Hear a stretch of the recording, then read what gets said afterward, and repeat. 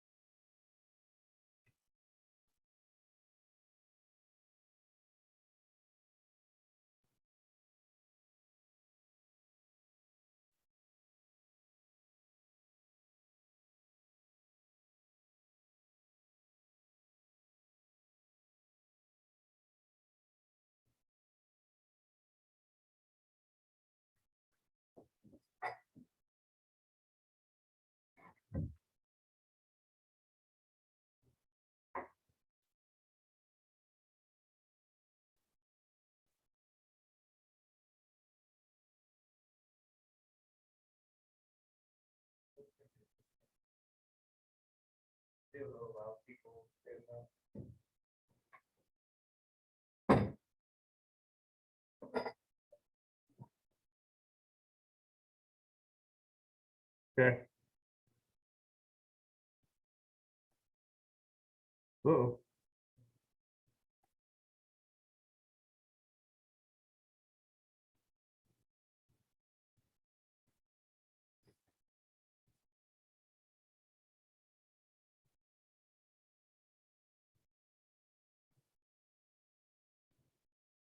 Hey, good morning, everybody. I'm going to wait a few minutes just so we can get more participants in here. I know that people are going to be kind of funneling in as they go.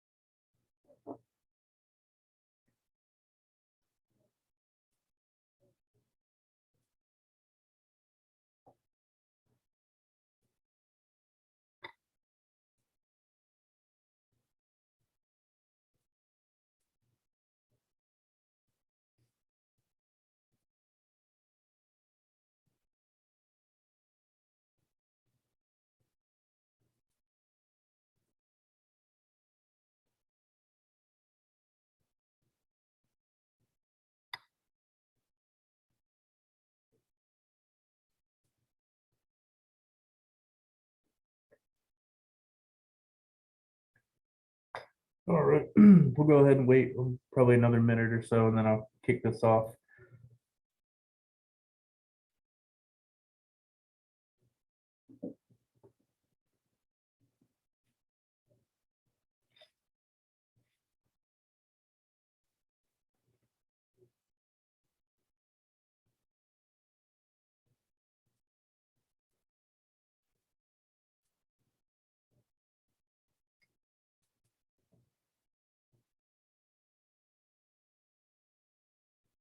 All right, I'm gonna move forward. If anybody joins, there might be a break in my talking, but I will make sure that they get in here. Today we wanted to go over our flow man chart for top side and bottom side.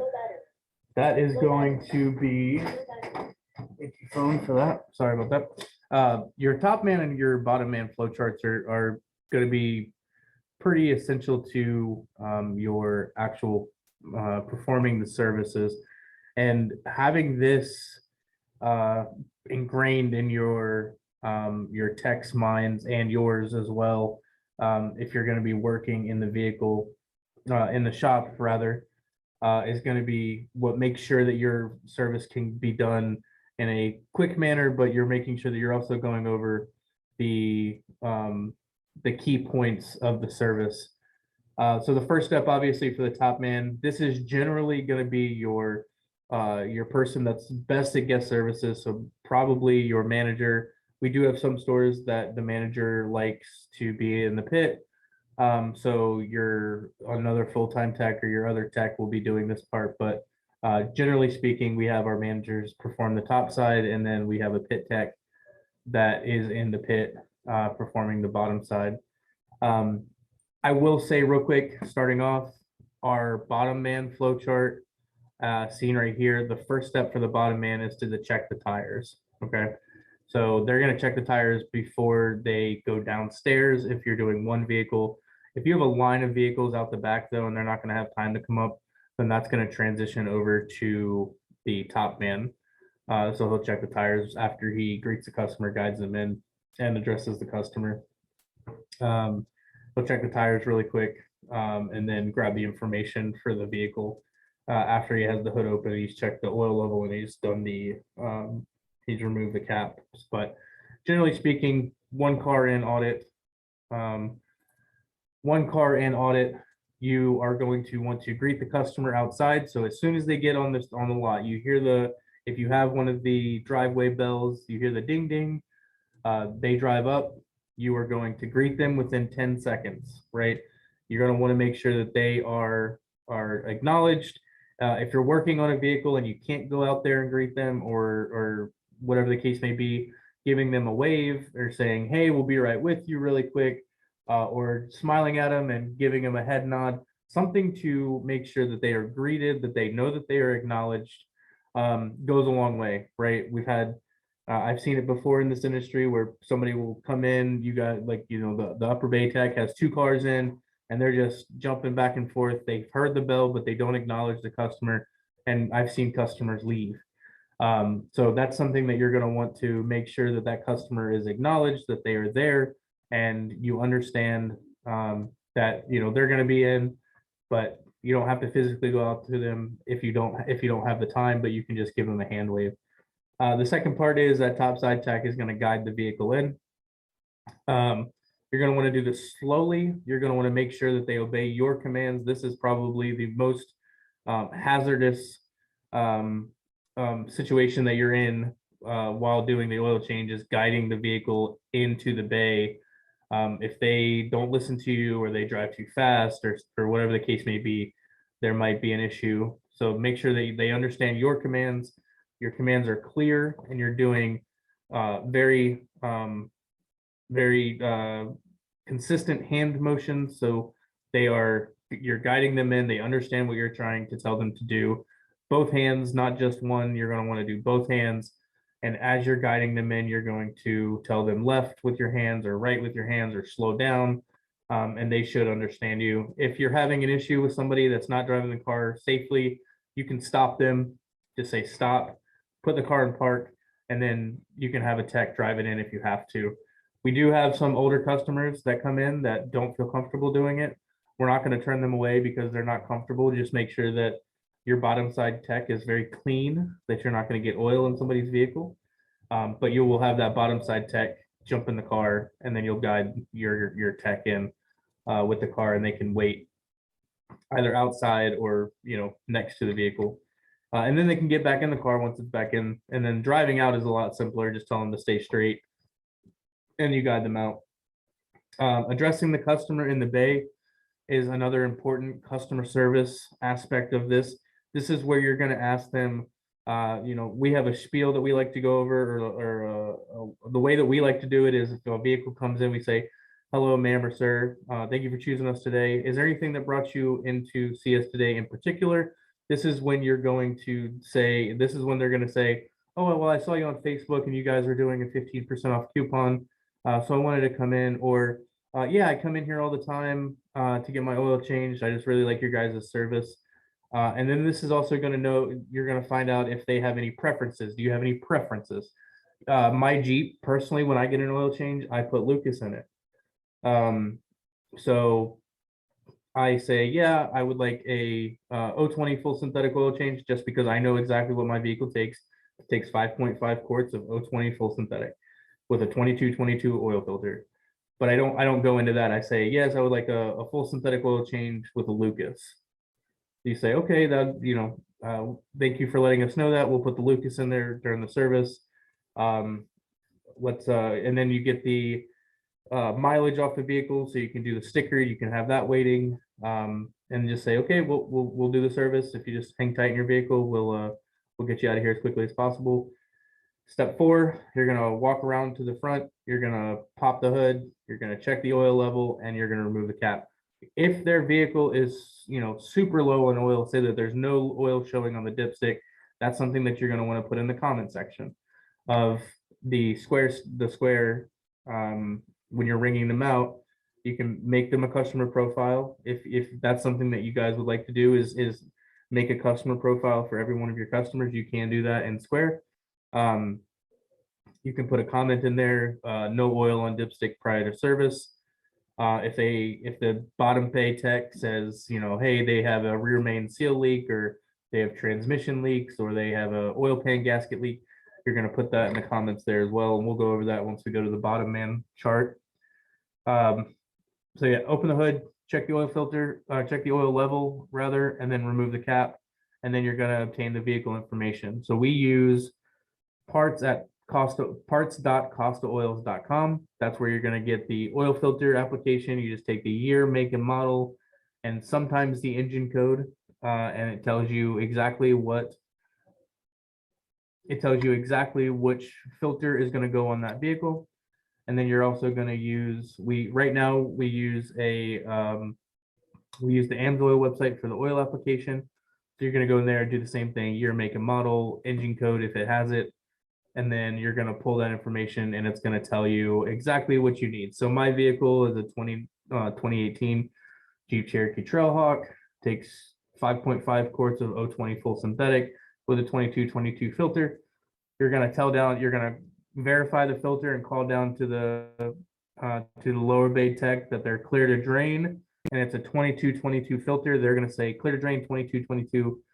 Quad deuces, what they call it sometimes, but 2222 filter verified. As the tech on the bottom side is pulling that off, they're going to verify that that's what was on there. So step 5, you have obtained all the vehicle information. Step 6, you're just going to check the brake fluid. Some guys like to carry a flashlight, so this call is a lot for like little tips and tricks also. So some guys like to carry a flashlight. If your oil filter or your brake fluid reservoir is really dirty on the inside, just because it might be an older vehicle, you can put a flashlight up to the side of that housing, that container where the brake fluid is, and you can tell exactly how much fluid is in there by the light that's casting off. It'll give you the level. Same thing, check and top off power steering fluid. Most newer vehicles nowadays have electronic steering, so there is no reservoir or anything like that. It's all electronic. But the older vehicles, you will have to check that, and we do top that off. You can check the battery. It says top off battery. Most batteries nowadays are going to be sealed, so you're not going to be topping them off. But if you have an older one that comes in that you can tell it has the water ports, you're going to pop it off, pop the tabs off on the top of the battery, check the battery level. If it needs water, then you just add water to it. On number 8, number 9, check and top off washer fluid. Super easy. We have you're either going to have a rotary pump for that with a jug, or you're going to have a pneumatic system, a diaphragm pump downstairs where you can pull the hose and just put it into the thing and pull the trigger on it, and it'll pump the washer fluid into their reservoir. Step 10, you're going to check and test the coolant reservoir and radiator. If the vehicle's hot, do not pull the radiator cap off. We're just going to check the coolant reservoir on there. And same thing, if it's a little dirty on the inside, you can put a flashlight up to it and you can see exactly where that line is compared to the min and the max line. Please take notice to the hot and the cold line. Most coolant reservoirs have a hot line and a cold line. So if your car is running and they say that they drove 20 miles to get to you, their car is going to be pretty hot. So that coolant reservoir level is going to be lower than what it says on the cold minimum, but it should go up to the hot minimum line. And then once we come out for training, we can show you that on the vehicles that we do here. The step 11, check the condition of the transmission fluid. Hondas and Acuras and Nissans require you to check this while the car is running. So if you have to do this while the car is running, you wait for the you wait to do you're going to start the car and you're going to check oil pressure at step 17. That's when you would check the transmission fluid as well on those vehicles. Any other vehicle, you can check it while it's off. Step 12, check and present the air filter, breather, and PCV valve. If the vehicles have them, you can check the PCV and the breather. Most of the time, we're just going to check the air filter. We don't carry the PCV or the breather. That's really just going to say, hey, your PCV looks a little dirty, or hey, your PCV is not kicking on like it should. There's a reset button on PCV valves that you can check. And you push it down, it's supposed to pop right back up. If it doesn't, then it's not good. So you can say, hey, your PCV valve might need to be changed. We don't carry those, but you can get them from any auto parts store, and they're super easy to replace. You just pop the one line off, pop the one line back on, and put it in line with your air filter box. Step 13 is add oil. So like I said before, we are doing 5.5 quarts of O20. If it was my vehicle, it would be 4.5 quarts of O20 and 1 bottle of Lucas. So that's something that I want you guys to understand as well. If you don't already know that, the Lucas takes away 1 quart of oil that you would put in. So if your vehicle, like my vehicle, takes 5.5 quarts, you would do 4.5 quarts of O20, and you would do 1 quart or 1 bottle rather of the Lucas. Verify new filter and all gasket is still intact. You're gonna verify that by looking at the pit, and your pit tech is gonna show you the gasket is still on the filter. So there's gonna be call outs through the whole thing. And we'll go over that when you guys get in training, but I just wanted to go over the flow chart today and make sure that brand standards are being met for all of our open stores and for the stores that aren't open yet. Just giving you guys kind of a peek behind what we do in training and what we're making sure that is taking place in the shops when they are there. 1 second. Sorry about that. So you're going to verify the call out for this is going to be filter off, gasket on. You're going to make sure that the gasket is still on the old filter and it's not stuck to the plate on the actual vehicle itself, or the oil gasket plate that you put the oil onto. After you verified that, you're going to check the wiper blades. You can do the cabin air filter check. At this point, number 17, you're going to start the engine and check the oil pressure. What we ask our guests or customers to do is that we ask them to start the engine and bring the RPMs up to about 2,500 RPMs and hold it there for about 3 seconds. That is going to ensure that the motor is circulating the oil correctly, that your oil filter is getting pressurized. Older vehicles have an actual oil pressure gauge that you can see the oil pressure go up. Newer vehicles do not. They have an internal one, but it's hard. We're not going to ask them to go over there so we can verify that. What we're looking for here is leaks You're going to make sure that the drain plug's not leaking, make sure that the filter is not leaking, make sure that there's no leaking on the top side. And this is really important for the cartridge filters. Canister filters that have that are just the internal piece of the filter, those O-rings can get pinched very easily on the top of the canister cap, right? So you take the canister cap, so BMWs, Mercedes, the Dodge 3.6 liter Grand Caravans, they all have top side canister filters. So when you're taking those off and you replace the O-ring and you're going to replace the canister filter, you're going to put those back together. And when you put it back on, you're going to put the cap back on and then tighten it up and snug it tight. You're going to make sure that there's no pinch seals on the top side of that. So it's very important to make sure that you do your pressure checks. After you've done that, you're going to verify that the drain plug is tight. 19, again, we're going back to the transmission fluid. Honda's, Acura's, Japanese vehicles, for the most part, you have to check that while they're running. Step 20, you're going to ask them to turn the engine off. You're going to check and show the oil level to the customer. So you're going to take that out. You're going to wipe it clean. You're going to put it back in. You're going to take it out, verify that it's at the full line.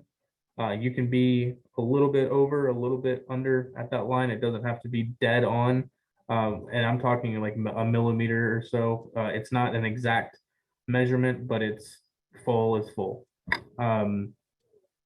You're going to show this to the customer. You're going to let them know, here's the oil level. It's full and clean. And they're going to say, thank you. You're going to go put it back in. You're going to recheck all your sticks, your caps. You're going to close and secure the hood. You're going to thank the customer and check them out at the square stand. I know it's a lot and it's 22 steps, but it goes by once you've done it so many times, it becomes second nature. And we just want to make sure that all of our techs working for our franchisees are following this system. You know, once you're busy, you can see people skipping steps to make it faster, but we want to make sure that our integrity is intact and make sure that the customer is getting exactly what we've advertised, which is making sure that we check the brake fluid, we've topped off the tires, we're making sure that we are checking the power steering fluid and checking the battery and all of those ancillary things that we do on the side that are free courtesies. If the customer sees you not do them, they're going to call you out on them, which is, they did my oil change, it was great, but they didn't check my tires, they didn't top off my brake fluid, they didn't check anything but doing the oil change. That's a really, really bad 1-star review just for something that could have taken an extra 30 seconds to make sure that we've done those things and we've given them the best service that we can. So that's something that I really want to stress and kind of drive home, is making sure that we're doing those on all the vehicles that come in. I'm going to go over the bottom side chart. There's not as many steps because underneath the vehicle, there's not as many things to do. Like I said in the beginning, step 1 is check the tires. So you're going to want to make sure that bottom side tech is checking his tires before he goes into the pit. He's going to inspect the bottom. That's where he's going to say, hey, rear main seal leak prior to service, leaking oil filter prior to service, loose drain plug prior to service. So the top side guy is going to tell him 2222 clear to drain. Bottom side is going to say clear to drain, thank you. He's going to drop the plug. He's going to check the rear diff and the fittings. If it has a rear diff, to make sure it's not leaking or anything like that. We don't do differential services. Fittings, if it's an older vehicle that has grease fittings, Zerk fittings, we do have a hand pump grease gun that you'll put them on and you'll just fill them up with grease until the grease comes out the sides. After the oil drain plug after all of the oil is drained, we put the drain plug back in once it's a hairline. You're never really going to get all of the oil out. You're going to be sitting there forever. But once it goes down to a hairline trickle, you'll just throw the plug back in and tighten that up. Number 6, remove the old oil filter. That's when you're going to do the inspection of the gasket, oil filter off, gasket on. 1 second, sorry, people are still joining. You're gonna install the new oil filter. That's when you can check the trans. If it's a manual transmission, sorry. If it's a manual transmission, there is a way that you can check it from the bottom, but most vehicles nowadays, you're just gonna check it from the top. Grease the fittings if there is any. This number, step 10, is check and verify the drain plug. So this is going to be when the vehicle is started. So number 10 and 11, when the vehicle is running, your pit tech is going to be down there looking at the plug, looking at the filter, verifying that there's no leaks. If there are leaks, then you just ask the customer calmly to shut the vehicle off, and then we can diagnose what's wrong. In the business, I've seen before where a filter has like maybe a little crack in it somewhere, a brand new filter from the factory. So if you have oil coming out of that little crack, you're gonna have to toss that filter and let Service Champ know, hey, I got a faulty filter, take a picture of it or keep it or whatever the case may be. And then you can show it to them and they can refund you for that filter. You'll put a new one on, have them start the vehicle back up. And then once you check the oil level, if you lost any oil, you can just top it off from there. But it's pretty simple once you do it a couple of times. We say that a new tech that comes in, if they go over the new hire checklist that we have, as well as going through this top man flow chart and bottom man flow chart, they should be able to perform the oil change after really 1 day of training and an 8 or 9 hour day. So all of this is available to you as well.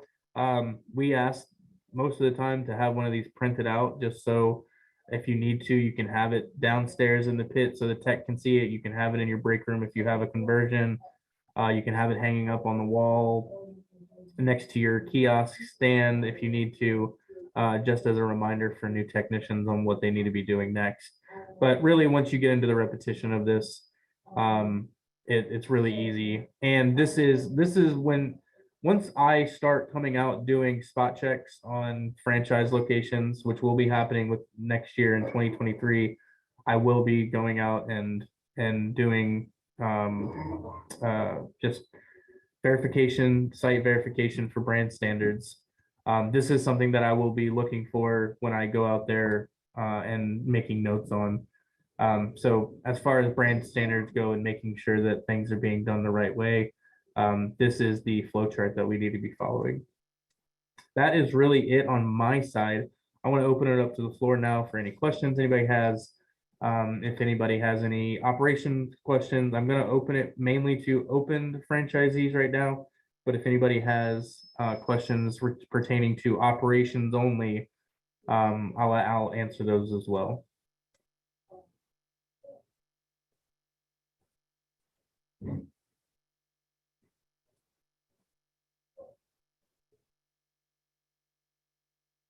And you can just go ahead and unmute if there's anything that you guys want to ask. Hey, Brandon, it's Ryan. Hey, Ryan. Just to go, go way back. This is kind of minor, but I have to apologize. I was also doing a few other things while I was listening, but I don't think I heard you say when you were talking about getting the vehicle information and what it takes. I don't think I heard you say anything about PM attendant. I think you said you go straight to parts.coastaoils.com. Mm-hmm. Because we've been using PM attendant and getting the information from there. What we've found is that our next best bet is Service Champ filters, which is nearly identical. It's basically identical interface to parts.coastaoils.com. But sometimes it seems like Service Champ doesn't have the information, or parts.coastaoils.com doesn't have the information. PM attendant has been more likely to have it than those other two. But so we kind of have to go all over the place. But is there, what I was getting at really was, is there going to be a shift away from PM attendant?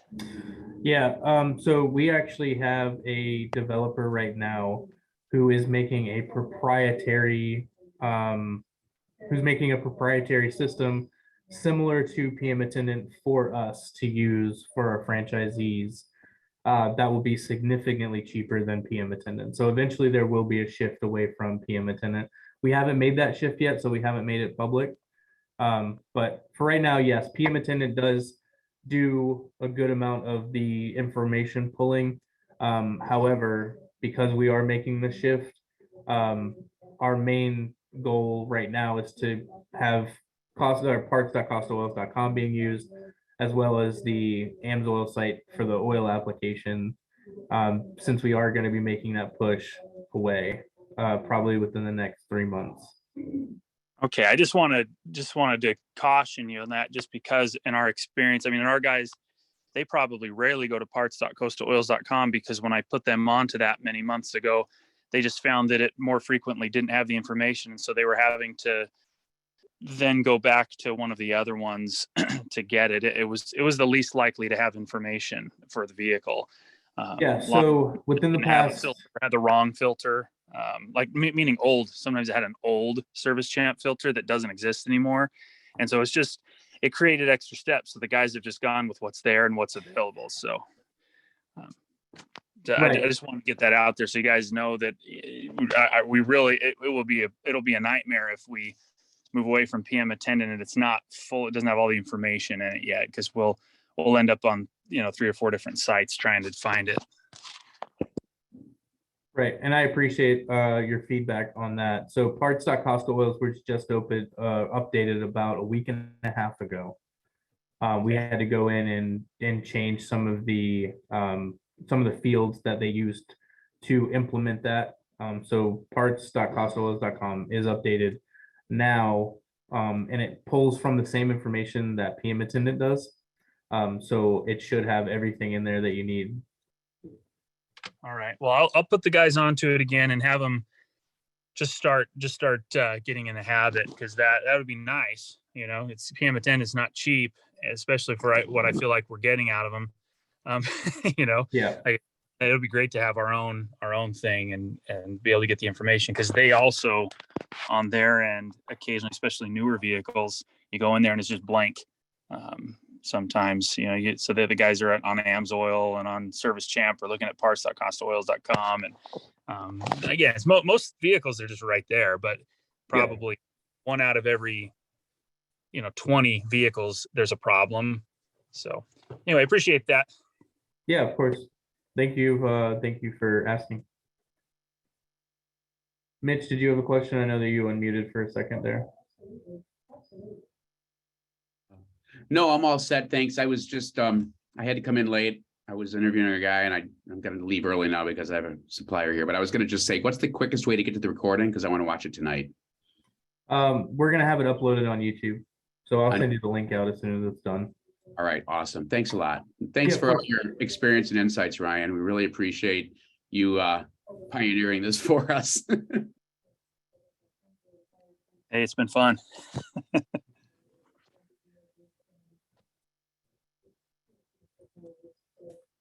All right. Well, on that issue real quick, as far as what Mitch said, I've gone, is there more than one YouTube channel? No, it's under the Costa Oils YouTube, but it's under a private playlist. So we have to get you the link for it. Okay. All right. Cause I went on there. I can't remember when now, it's been a little bit, but I was just curious if they were on there and I didn't see them. So that makes sense. All right. Yeah. We don't want everybody, I don't want somebody from Valvoline to be able to jump on here and see everything, obviously. So, yeah.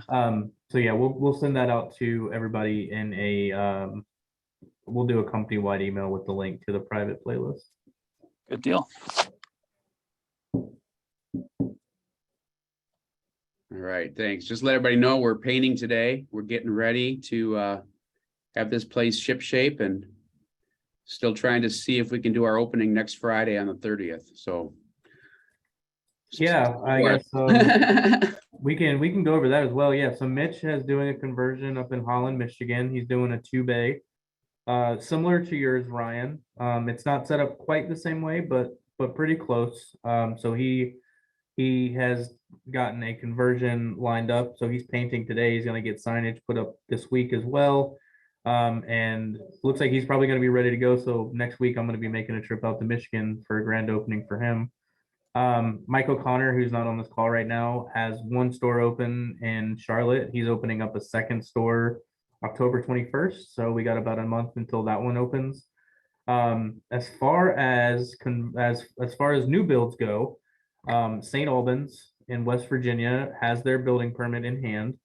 And we are working right now on the bids with the GCs to get that started, as far as getting the pits dug and the excavator out there to run the utilities. So there's been a lot of background stuff going on that we haven't unleashed yet to everybody. But as soon as we start getting some work done, the St. Albans site's about 5 hours away from corporate here.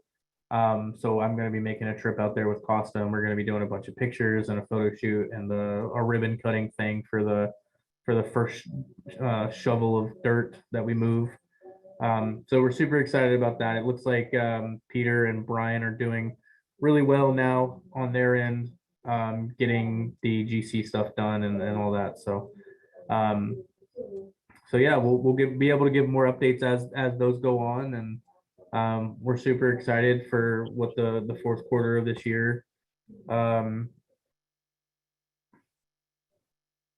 about that.